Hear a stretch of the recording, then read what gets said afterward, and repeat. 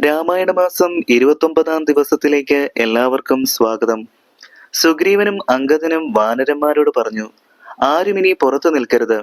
വാനരന്മാരെല്ലാം കോട്ടമതിൽ തകർത്ത് അകത്തു കയറുക, വീടുകളെല്ലാം തീ വയ്ക്കുക, മരങ്ങളെല്ലാം തെരുതെരെ മുറിച്ച് തള്ളുക, കിണറുകളും തടാകങ്ങളും നികത്തുക, ഗോപുരവാതിക്കൽ വരെയുള്ള കിടങ്ങുകൾ നിരത്തുക. രാക്ഷസന്മാർ മിക്കവരും നശിച്ചു കഴിഞ്ഞു. ഇനിയും ധൈര്യമുള്ളവരാരെങ്കിലും അകത്തുണ്ടെങ്കിൽ തീയുടെ ചൂടേറ്റ് സഹിക്കാൻ കഴിയാതെ അവരെല്ലാം പുറത്തു ചാടും. അപ്പോൾ അവരെയും കാലപുരിക്കയക്കാം. വാനരന്മാർ ഇത് കേട്ട് തെരുതെരെ തീ വെച്ചു തുടങ്ങി. ഗോപുരങ്ങൾ, മാളികകൾ, മേടകൾ, ഗൃഹങ്ങൾ, കറുത്തീയം, സ്വർണം, വെള്ളി, ചെമ്പ്, ആയുധപ്പുരകൾ, ആഭരണങ്ങൾ, കുളിപ്പുരകൾ, ആനകൾ, കുതിരകൾ, തേരുകൾ എന്നിവയെല്ലാം ദഹിപ്പിച്ചുകൊണ്ട് തീനാളങ്ങൾ സ്വർഗലോകത്തോളം എത്തി. ഇന്ദ്രനോട് വിവരങ്ങൾ അറിയിച്ചു. മുമ്പ് ഹനുമാൻ ദഹിപ്പിച്ച ലങ്കയേക്കാൾ നന്നായി നിർമ്മിക്കപ്പെട്ട ലങ്ക ചാമ്പലായി മാറി. രാക്ഷസ സ്ത്രീകൾ ശരീരം വെന്ത് അലറിപ്പാഞ്ഞ് തെരുതെരെ വീണു മരിച്ചു. അതിനിടയിൽ സൂര്യവംശജാതനായ ശ്രീരാമൻ കൂർത്തുമൂർത്ത ശരങ്ങളയച്ച പല രാക്ഷസന്മാരെയും കൊന്നു. ഇന്ദ്രജിത്തിന്റെ വിജയം അത്ഭുതകരം തന്നെയെന്ന് പുകഴ്ത്തപ്പെട്ടു. രാക്ഷസന്മാരുടെ നിലവിളി ഘോഷവും രാക്ഷസികളുടെ വിലാപങ്ങളും ശ്രീരാമന്റെ ഞാണുലിയും വെന്തലറുന്ന ആനയുടെ ചിഹ്നം വിളിയും വാനരന്മാരുടെ അലർച്ചയും കുതിരകളുടെ ദീനരോധനവും എല്ലാം കൊണ്ട് അന്തരീക്ഷം മുഖരിതമായി. രാവണൻ വളരെ ചിന്താകുലനായി. കുംഭകർണന്റെ മക്കളിൽ ജ്യേഷ്ഠനായ കുംഭനെ പട നയിക്കാൻ രാവണൻ നിയോഗിച്ചു. അനുജനായ നികുംഭനും ജ്യേഷ്ഠനോടൊപ്പം മുന്നിട്ടിറങ്ങി. കമ്പനൻ, പ്രജംഘനൻ, വമ്പനായി ഉപാക്ഷൻ, ശോണിതാക്ഷൻ എന്നിവരും വൻപടയോടുകൂടി ചെല്ലുന്നത് കണ്ട് വാനരന്മാരെല്ലാം ഉത്സാഹഭരിതരായി. രാത്രിയിൽ ആർത്ത് വിളിച്ചുകൊണ്ട് പോരിനിറങ്ങിയ രാക്ഷസന്മാർ തെരുതെരെ മരിച്ചു വീണു. കൂർത്തുമൂർത്ത ശരങ്ങളാൽ മുറിവേറ്റ് വാനരന്മാരും നിലത്തു വീണു. ഏറ്റുപിടിച്ചും അടിച്ചും ഇടിച്ചും കടിച്ചും പൊടിച്ചും കോപത്തോടെ മാമരങ്ങൾ പിഴുതെടുത്തും തോറ്റു പിന്മാറരുതെന്ന് പറഞ്ഞു മുന്നേറിയും മാനം നടിച്ചും ജീവൻ ഉപേക്ഷിച്ചും 4-5 നാഴിക വാനരന്മാരും രാക്ഷസന്മാരും തമ്മിൽ യുദ്ധം ചെയ്തപ്പോൾ രാക്ഷസന്മാരെല്ലാം കാലപുരിയിലെത്തി. അപ്പോൾ കമ്പനൻ എന്ന രാക്ഷസൻ വൻപടയോടുകൂടി എത്തി. ശരങ്ങളേറ്റ് വാനരന്മാർ ഭയന്ന് വിറച്ച് പിന്മാറി. അത് കണ്ട് ക്രുദ്ധനായ അംഗദൻ കമ്പനനെ വധിച്ചു. കമ്പനനെ തുടർന്നെത്തിയ പ്രജംഘൻ, യൂപാക്ഷൻ, ശോണിതാക്ഷൻ എന്നീ രാക്ഷസന്മാരോട് ഒറ്റയ്ക്ക് പൊരുതി അംഗദൻ തളർന്നു. മൈന്ദനും വിവിധനും വേഗം അവിടെയെത്തി. അംഗദൻ പ്രജംഘനെയും മഹാശക്തനായ വിവിധൻ ശോണിതാക്ഷനെയും മൈന്ദൻ യൂപാക്ഷനെയും വധിച്ചു. 4 രാക്ഷസ വീരന്മാരും കൊല്ലപ്പെട്ടപ്പോൾ കുംഭൻ മുന്നണിയിലെത്തി ശരവർഷം നടത്തി. വാനരന്മാരെല്ലാം പേടിച്ചോടി. സുഗ്രീവൻ കുംഭന്റെ തീരെ ചാടിൽ കയറി അവന്റെ വില്ലൊടിച്ചു. തുടർന്ന് നടന്ന മുഷ്ടിയുദ്ധത്തിൽ സുഗ്രീവൻ കുംഭനെ എടുത്ത് കടലിൽ എറിഞ്ഞു. കടൽ കലക്കി മറിച്ചുകൊണ്ട് കുംഭൻ കയറി വന്നു. അത് കണ്ട് കുപിതനായ സുഗ്രീവൻ അവനെ കാലപുരിക്കയച്ചു. സുഗ്രീവൻ തന്റെ ജ്യേഷ്ഠനായ കുംഭനെ കൊന്നത് കണ്ട് അതിഭയങ്കരനായ നികുംഭൻ ഇരുമ്പുലക്കയുമേന്തി സംഹാരരുദ്രനെ പോലെ പോർക്കളത്തിലെത്തി സിംഹനാദം മുഴക്കിക്കൊണ്ട് സുഗ്രീവന്റെ നേരെ ചെന്നു. ഹനുമാൻ സുഗ്രീവനെ പിന്നിലാക്കിയിട്ടിട്ട് നികുംഭനെ ചെറുത്തു. ഹനുമാൻ നികുംഭന്റെ മാറിൽ ഇരുമ്പുലക്ക കൊണ്ടടിച്ചു. അത് നുറുങ്ങി ഭൂമിയിൽ വീണു. നികുംഭനും നിലം പതിച്ചു. രാക്ഷസന്മാർ ഭയന്നൊളിച്ചു. വാനരവീരന്മാർ അവരെ പിന്തുടർന്ന് ലങ്കാപുരിയിൽ കടന്ന് വാതിലുകൾ അടച്ചിട്ട് രാക്ഷസന്മാർ നേരെ ചെന്ന് രാവണനെ വിവരങ്ങൾ മുഴുവൻ അറിയിച്ചു. കുംഭൻ തുടങ്ങിയവർ മരിച്ചു വീണ വിവരം കേട്ട് രാവണന് ഭയം വർദ്ധിച്ചു. ഖരന്റെ മകനായ മകരാക്ഷനെ വിളിച്ച് വളരെ കോപത്തോടെ പറഞ്ഞു, നീ പോയി രാമാദികളെ ജയിച്ചു വരൂ. മകരാക്ഷനെ ചെറുത്തു നിൽക്കാൻ കഴിയാതെ വാനരന്മാരെല്ലാം പിന്തിരിഞ്ഞോടി ശ്രീരാമന്റെ അടുക്കൽ അഭയം പ്രാപിച്ചു. അത് കണ്ട് ശ്രീരാമൻ വില്ലുകുഴിയെ കുലച്ചുകൊണ്ട് വില്ലാളി വീരനായ തന്നോട് പൊരുതാൻ നില്ലുന്നില്ല എന്ന് പറഞ്ഞുകൊണ്ട് മകരാക്ഷന്റെ നേരെ ശരങ്ങൾ ചൊരിഞ്ഞു. ഒപ്പത്തിനൊപ്പം അവർ ഇരുവരും ശരങ്ങൾ എയ്തു. 2 പേർക്കും മുറിവേറ്റു. അല്പം കഴിഞ്ഞപ്പോൾ മകരാക്ഷൻ തളർന്നു. അപ്പോൾ ശ്രീരാമൻ അവന്റെ കൊടിയും കുടയും വില്ലും എഴുതുമുറിച്ചു. തേരു തകർത്തു. തേരാളിയെയും കുതിരകളെയും കൊന്നു. തേരിൽ നിന്ന് പുറത്തു ചാടി ശൂലവുമായി തന്റെ നേർക്കെടുക്കുന്ന മകരാക്ഷന്റെ ശിരസ് ശ്രീരാമൻ പാവകാസ്ത്രം കൊണ്ട് മുറിച്ചു വീഴ്ത്തി. ദേവന്മാരുടെ ആപത്തൊഴിവാക്കി. ഇതറിഞ്ഞ് കോപിഷ്ഠനായെത്തിയ ഇന്ദ്രജിത്ത് യുദ്ധം ചെയ്ത് എല്ലാവരെയും തുരത്തി. വിവരങ്ങളെല്ലാം അറിഞ്ഞ ദേവകുലാന്തകനായ രാവണൻ 14 ലോകങ്ങളും ഞെട്ടുമാറ് അകമ്പടി സഹിതം പടക്കളത്തിലേക്ക് പോകാനൊരുങ്ങി. അത് കണ്ട ഇന്ദ്രജിത്ത് പിതാവിനെ വണങ്ങിയിട്ട് പറഞ്ഞു, ഇപ്പോൾ ഞാൻ പോയി ശത്രുക്കളെ കൊന്ന് അങ്ങേക്കുണ്ടായ സങ്കടം പരിഹരിക്കുന്നുണ്ട്. ഇക്കാര്യത്തിൽ അവിടുന്ന് ദുഃഖിക്കരുത്. അന്തപുരത്തിൽ പോയി സുഖമായിരിക്കുക. പിതാവിനെ വന്ദിച്ചതിനു ശേഷം ഇന്ദ്രജിത്ത് പോർക്കളത്തിലേക്ക് പോയി. ഇന്ദ്രജിത്തിന്റെ യുദ്ധത്തിനുള്ള വരവ് കണ്ടിട്ട് ലക്ഷ്മണൻ ശ്രീരാമനോട് പറഞ്ഞു. ഇന്ദ്രജിത്ത് പതിവായി മായാപ്രയോഗത്താൽ മറഞ്ഞു നിന്നുകൊണ്ട് അസ്ത്രം പ്രയോഗിച്ച് വാനരന്മാർക്കും നമുക്കും നാശം വരുത്തുന്നുണ്ട്. എത്ര നാൾ നാം സഹിക്കണം? വേഗം ബ്രഹ്മാസ്ത്രമേത് രാക്ഷസന്മാരുടെ ഉന്മൂലനാശനം വരുത്തണം. ഇതെല്ലാം കേട്ട് ശ്രീരാമൻ ലക്ഷ്മണനോട് പറഞ്ഞു, യുദ്ധത്തിൽ പിന്തിരിഞ്ഞോടുന്നവർ, ആയുധം നഷ്ടപ്പെട്ടവർ, നേരെ മുമ്പിൽ വരാത്തവർ, പേടിച്ച് കാൽക്കൽ വന്ന് വീഴുന്നവർ എന്നിവർക്കെതിരെ ബ്രഹ്മാസ്ത്രം പ്രയോഗിക്കാൻ പാടില്ല. ഈ നിയമം ലംഘിച്ചാൽ പാപമുണ്ടാകും. ഞാൻ ഇന്ദ്രജിത്തിനോട് യുദ്ധം ചെയ്യാം. നിങ്ങളെല്ലാവരും വിഷമിക്കാതെ നോക്കി നിൽക്കുക. ഇപ്രകാരം പറഞ്ഞിട്ട് ശ്രീരാമൻ വില്ലും കുലച്ച് പോരിന് തയ്യാറായി. അടുത്ത് നിൽക്കുന്നത് കണ്ടിട്ട് രാവണപുത്രനായ മേഘനാഥൻ പെട്ടെന്ന് എന്തോ ആലോചിച്ചുറച്ചു. അനന്തരം ലങ്കയിൽ പോയി മായാസീതയെ തേരിലിരുത്തിക്കൊണ്ട് പടിഞ്ഞാറേ ഗോപുരത്തിലൂടെ പുറത്തു വന്നു. ഇത് കണ്ട വാനരന്മാരെല്ലാം ദുഃഖിതരായി. തേരിൽ മായാസീതയെ കണ്ട് ഹനുമാനും പരവശനായി. എല്ലാവരും നോക്കിക്കൊണ്ട് നിൽക്കുമ്പോൾ മേഘനാഥൻ സീതയെ നിർദ്ധയം വെട്ടി. രാമരാമ എന്ന് വിളിച്ച് സീത വിലപിച്ചു. ചോര പരന്നൊഴുകുന്നത് കണ്ട് അത് സീതാദേവി തന്നെയെന്ന് ഹനുമാൻ കരുതി. ഇനി യുദ്ധം ചെയ്യുന്നത് പന്തിയല്ല ദൈവമേ, നമുക്കിതിൽ പരം ആപത്ത് എന്തുണ്ടാകാനാണ്? നമുക്ക് പിന്തിരിയാം. സീത വധിക്കപ്പെട്ട കാര്യം ഇനി സ്വാമിയോട് പോയി പറയാം എന്ന് ഹനുമാൻ വാനരന്മാരോട് പറഞ്ഞിട്ട് അവരെയെല്ലാം കൂട്ടി ശ്രീരാമന്റെ അടുത്തേക്ക് പോയി. ദുഃഖത്തോടെ ഹനുമാനും വാനരന്മാരും വരുന്നത് കണ്ട് ശ്രീരാമൻ വിഷമിച്ച് ജാമ്പവാനോട് പറഞ്ഞു, യുദ്ധത്തിൽ ഒരിക്കലും പിന്തിരിയാത്ത അവൻ ഇങ്ങോട്ട് പോരുന്നതിന് എന്തായിരിക്കും കാരണം? ബ്രഹ്മപുത്രനായി നീ അങ്ങോട്ട് വേഗം ചെല്ലൂ.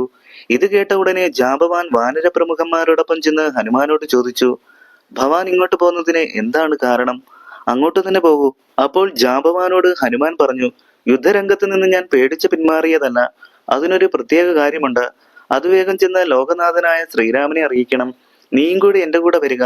ജാമ്പവാനും ഹനുമാനോടൊപ്പം തിരിച്ച് ശ്രീരാമ സന്നിധിയിലെത്തി.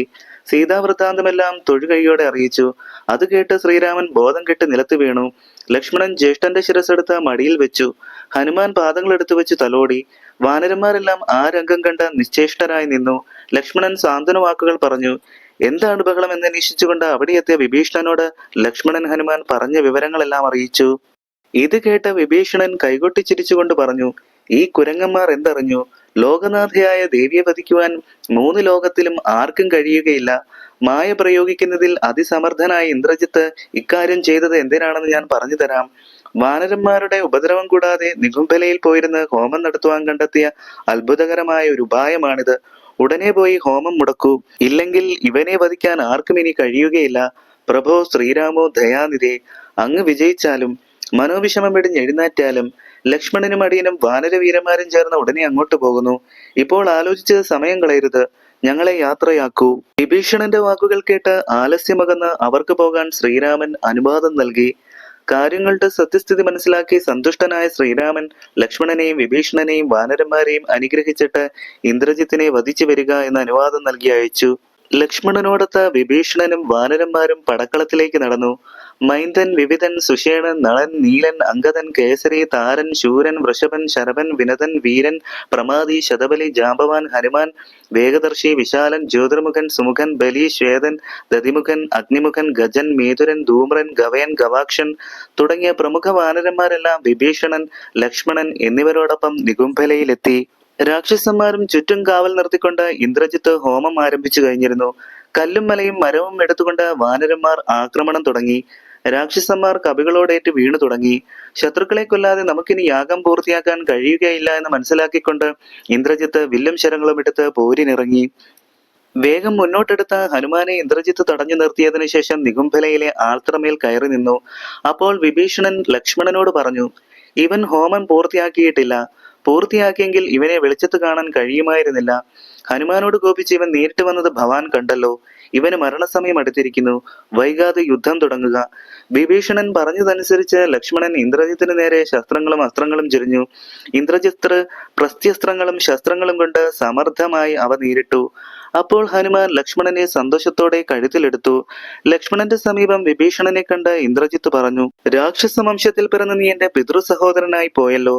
പുത്രമിത്രാദികളുടെ വംശനാശത്തിനു വേണ്ടി ശത്രുക്കളുടെ ദാസ്യവൃത്തി ചെയ്യുന്നത് വളരെ നന്നായിരിക്കുന്നു. സ്വന്തം വംശനാശം വരുത്തുന്നവർക്ക് ഗതി കിട്ടുകയില്ല.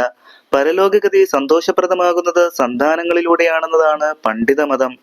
നീ ശാസ്ത്രജ്ഞനായിട്ടും സ്വന്തം വംശനാശത്തിനു വേണ്ടി താല്പര്യപൂർവ്വം പ്രവർത്തിക്കുന്നത് അത്ഭുതകരം തന്നെ.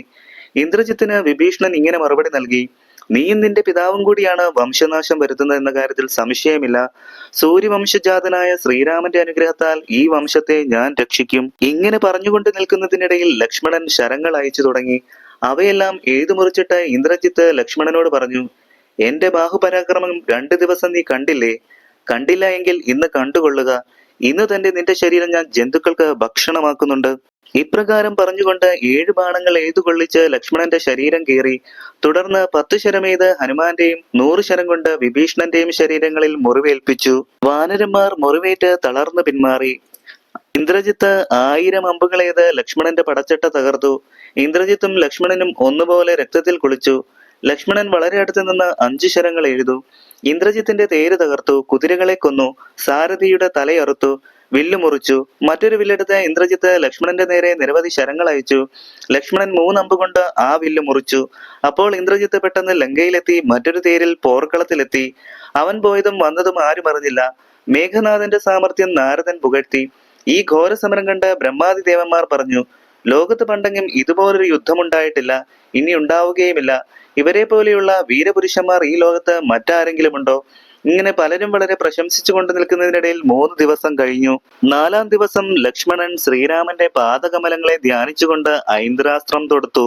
ഇന്ദ്രജിത്തിന്റെ കഴുത്തു മുറിച്ച ശേഷം ഐന്ദ്രാസ്ത്രം സമുദ്രത്തിൽ മുങ്ങി ശുദ്ധമായതിനു ശേഷം ആവനാഴിക്കുള്ളിൽ പ്രവേശിച്ചു. മേഘനാഥന്റെ ഉടൽ നിലത്തു വീണു. അതോടെ 3 ലോകത്തിന്റെയും ദുഃഖമില്ലാതായി. സന്തുഷ്ടരായ ദേവന്മാർ ലക്ഷ്മണനെ സ്തുതിച്ചുകൊണ്ട് പൂക്കൾ വർഷിച്ചു. അപ്സര സ്ത്രീകൾ നൃത്തം ചെയ്തു. ഇന്ദ്രന്റെ 1000 കണ്ണുകളും സന്തോഷം കൊണ്ട് തിളങ്ങി. ഇന്ദ്രനും താപസന്മാരും ആകാശ സഞ്ചാരികളായ യക്ഷകിന്നരാദികളും ദുഃഖമകന്ന് ലക്ഷ്മണനെ പ്രശംസിച്ചു. ദേവദുന്ദുഭികൾ മുഴങ്ങി. ബ്രഹ്മാവ് വളരെ സന്തോഷിച്ചു. ലക്ഷ്മണൻ ചെറു ഞാണലിയിട്ട് ശംഖനാദം മുഴക്കി. സിംഹനാദത്തോടെ വാനരന്മാരുമൊത്ത് ശ്രീരാമന്റെ സമീപത്തെത്തി വന്ദിച്ചു. ശ്രീരാമൻ ലക്ഷ്മണനെ മുറുകെ പുണർന്ന് മൂർധാവിൽ ചുംബിച്ചുകൊണ്ട് പറഞ്ഞു, നീ ദുഷ്കരമായ കാര്യമാണ് ചെയ്തത്. ഇന്ദ്രജിത്തിന്റെ മരണത്തോടെ രാവണൻ മരിച്ചതിന് തുല്യനായി. പുത്രമരണം നിമിത്തമുള്ള സങ്കടം കൊണ്ട് ക്രുദ്ധനായ രാവണൻ ഉടനെ പോർക്കളത്തിലെത്തും. മകന്റെ മരണവാർത്ത കേട്ടറിഞ്ഞ രാവണൻ ബോധം കെട്ട് വീണു. കുറച്ചു കഴിഞ്ഞ് എഴുന്നേറ്റ് രാവണൻ ഇങ്ങനെ വിലപിച്ചു, മണ്ഡോദരി പുത്രനും മനോഹരനുമായ വീര, എന്റെ കർമ്മദോഷങ്ങളെപ്പറ്റി എന്തു പറയുവാനാണ്? ഈ ദുഃഖം ഞാൻ ഇന്ന് മറക്കും. ദേവന്മാർ, ബ്രാഹ്മണർ, മുനിമാർ മുതലായവർക്കെല്ലാം ഇന്ന് സുഖമായി ഉറക്കം കിട്ടും. ഇനി എന്നെ ആർക്കും പേടി കാണുകയില്ല. ഈശ്വര, എന്റെ ജന്മവും വിഫലമായി. ഇങ്ങനെ പുത്രന്റെ ഗുണങ്ങൾ പറഞ്ഞ് ചിന്തിച്ച് ദുഃഖാധികത്താൽ രാവണൻ വിലപിച്ചു. എന്റെ മകൻ മരിച്ചത് സീത കാരണമാണ്. അതിനാൽ ഞാൻ ഇന്ന് അവളെ കൊന്ന് ചോര കുടിക്കും, അല്ലാതെ എന്റെ ദുഃഖം അടങ്ങുകയില്ല എന്ന് പറഞ്ഞ് കുപിതനായി വാളുമെടുത്ത് ചിരിച്ചലറിക്കൊണ്ട് രാവണൻ പുറപ്പെട്ടു. ദുഷ്ടനായ രാവണന്റെ വരവ് കണ്ട് സീത ഭയന്ന് വിറച്ച് രാമ രാമ എന്ന് ജപിച്ചുകൊണ്ട് അശോകവനികയിൽ ഇരിക്കുകയായിരുന്നു. അപ്പോൾ ബുദ്ധിമാനും നയജ്ഞനും സൽസ്വഭാവിയുമായ സുഭാർശൻ എന്ന രാക്ഷസ ശ്രേഷ്ഠൻ രാവണനെ തടഞ്ഞു നിർത്തി ചില നീതിമാർഗങ്ങൾ ഉപദേശിച്ചു. ബ്രഹ്മാവിന്റെ കുലത്തിൽ ജനിച്ചങ്ങ് പരിശുദ്ധനാണെന്ന് 3 ലോകങ്ങളിലും പ്രസിദ്ധമാണ്. അങ്ങയുടെ ഗുണഗണങ്ങൾ വർണ്ണിക്കാൻ സർവജ്ഞനും അറുമുഖനുമായ സുബ്രഹ്മണ്യനോ 2000 നാവുള്ള അനന്തനോ കഴിയുകയില്ല. ദേവദേവേശ്വരനായ ശ്രീ പരമേശ്വരന്റെ ഭക്തന്മാരിൽ പ്രമുഖനാണ് അവിടുന്ന്. ത്രൈലോക്യമന്തനായ കുബേരന്റെ സഹോദരൻ, സാമവേദ പണ്ഡിതൻ, സമസ്ത വിദ്യകളിലും സമർത്ഥൻ, ശ്രീ പരമേശ്വരനെ മനസ്സിൽ പ്രതിഷ്ഠിച്ചിരിക്കുന്നവൻ, ഇന്ദ്രിയങ്ങളെ ജയിച്ചവൻ, വേദാഭ്യസനം, വ്രതങ്ങൾ, തീർത്ഥസ്നാനം എന്നിവയിൽ തൽപരൻ, ജ്ഞാനി, ശുക്രന്റെ ശിഷ്യൻ, വിനയശാലി എന്നീ യോഗ്യതകളെല്ലാം ഉണ്ട്. അങ്ങ് യുദ്ധത്തിനിടയിൽ ഇന്ന് സ്ത്രീവധം എന്ന നീചപ്രവൃത്തിക്കൊരുങ്ങിയത് ദുഷ്കീർത്തി ഉണ്ടാകുന്ന ഒന്നത്രേ. പ്രഭോ, അങ്ങ് എന്നോടൊത്ത് യുദ്ധത്തിനായി വരിക. അഭിമാനത്തോടെ പോരാടി രാമലക്ഷ്മണന്മാരെയും വാനരന്മാരെയും വധിച്ചിട്ട് ജാനകി ദേവിയെ പ്രാപിക്കുക. മനോദുഃഖങ്ങളെല്ലാം ഉപേക്ഷിക്കുക. നീതിമാനായ സുഭാർശൻ പറഞ്ഞത് കേട്ട് സന്തുഷ്ടനായ രാക്ഷസ നായകൻ ആസ്ഥാന മണ്ഡപത്തിൽ ചെന്നിരുന്ന് മന്ത്രിമാരുമായി താല്പര്യപൂർവ്വം കാര്യാലോചന നടത്തി. ക്രുദ്ധനായ രാവണൻ ശേഷിച്ച രാക്ഷസപ്പടയുമായി യുദ്ധത്തിന് പുറപ്പെട്ടു. രാക്ഷസപ്പടയെ മുഴുവൻ ശ്രീരാമൻ കൊന്നൊടുക്കി. രാവണൻ ഒറ്റയ്ക്ക് രാമനോട് നിർഭയനായി ഒപ്പത്തിനൊപ്പം പോരാടി. രാമശരങ്ങളേറ്റ് നല്ല മുറിവ് പറ്റിയ രാവണൻ തളർന്ന് വശം കെട്ടു. ധൈര്യം നഷ്ടപ്പെട്ട് ഭീരുവായ രാവണൻ യുദ്ധം മതിയാക്കി ലങ്കാപുരിയിലേക്ക് മടങ്ങി. രാവണൻ ശുക്രാചാര്യരെ സമീപിച്ചിട്ട് നമസ്കരിച്ചിട്ട് ഇങ്ങനെ പറഞ്ഞു, സൂര്യപുത്രനായ സുഗ്രീവൻ തുടങ്ങിയ വാനരന്മാരും സൂര്യവംശജാതനായ രാമനുമെല്ലാം കൂടി ചേർന്ന് കടൽ കടന്ന് ലങ്കാപുരിയിലെത്തി ഇന്ദ്രജിത്ത് തുടങ്ങിയ രാക്ഷസന്മാരെയെല്ലാം വധിച്ചു. ഞാൻ ദുഃഖിച്ച് ഒറ്റയ്ക്ക് കഴിയേണ്ടി വന്നിരിക്കുന്നു. സൽഗുരു, ഞാൻ അങ്ങയുടെ ശിഷ്യനാണ്. വിജ്ഞാനിയായ രാവണൻ ഇങ്ങനെ അറിയിച്ചപ്പോൾ മഹാമുനിയായ ശുക്രൻ ഇങ്ങനെ ഉപദേശിച്ചു, എങ്കിൽ നീ ഇനി ദേവതമാരെ പ്രസാദിപ്പിക്കുക. വേഗം ഒരു ഗുഹ നിർമ്മിച്ച് ശത്രു സംഹാരത്തിന് വേണ്ടി പെട്ടെന്നൊരു ഹോമം തുടങ്ങുക. നിനക്ക് വിജയമുണ്ടാകും. ഹോമം വിഘ്നം കൂടാതെ പൂർത്തിയായാൽ ഹോമകുണ്ടത്തിൽ നിന്ന് അമ്പ, വില്ല, ആവനാഴി, കുതിരാതേര് മുതലായവ ഉയർന്നു വരും. അതോടെ നീ ദേവന്മാർക്ക് പോലും ജയിക്കാൻ കഴിയാത്തവനായി മാറും. ഹോമമന്ത്രം ഞാൻ ഉപദേശിച്ചു തരാം. നീ പോയി വിഘ്നം വരാതെ ഹോമം നടത്തുക. രാവണൻ ശുക്രമഹർഷിയിൽ നിന്ന് മൂലമന്ത്രം ഗ്രഹിച്ചു കൊണ്ടുപോയി തന്റെ കൊട്ടാരത്തിനകത്ത് നാഗലോകത്തിനും തുല്യമായ ഒരു ഗുഹ നിർമ്മിച്ചു. ഹോമത്തിന് വേണ്ട ദിവ്യമായ ഹവ്യം, ദ്രവ്യം മുതലായവ സംഭരിച്ച് ലങ്കാനഗരത്തിന്റെ വാതിലുകളെല്ലാം അടച്ചതിനു ശേഷം മറ്റു ശങ്കകളൊന്നുമില്ലാതെ ഗുഹയ്ക്കുള്ളിൽ കടന്ന് ശുദ്ധനായി മൗനവ്രതത്തോടെ ധ്യാനത്തിൽ മുഴുകി ഫലപ്രാപ്തനയോടെ ഹോമം തുടങ്ങി. ആകാശത്തോളം ഉയർന്ന ഹോമധൂപം ശ്രീരാമന് കാട്ടിക്കൊടുത്തിട്ട് വിഭീഷണൻ പറഞ്ഞു, രാജാവേ, രാവണൻ യാഗം തുടങ്ങി. ഈ ഹോമം പൂർത്തിയായാൽ മഹായുദ്ധത്തിൽ നാം തോൽക്കും. അതിനാൽ ഹോമം മുടക്കാൻ വേഗം വാനരന്മാരെ അയക്കുക. ശ്രീരാമന്റെയും സുഗ്രീവന്റെയും ആജ്ഞ അനുസരിച്ച് ഹനുമാൻ, അങ്കദൻ തുടങ്ങിയുള്ളവർ 100 കോടി വാനരപ്പടയുമായി വലിയ മതിൽ കയറിക്കിടന്ന് രാവണന്റെ കൊട്ടാരത്തിലെത്തി.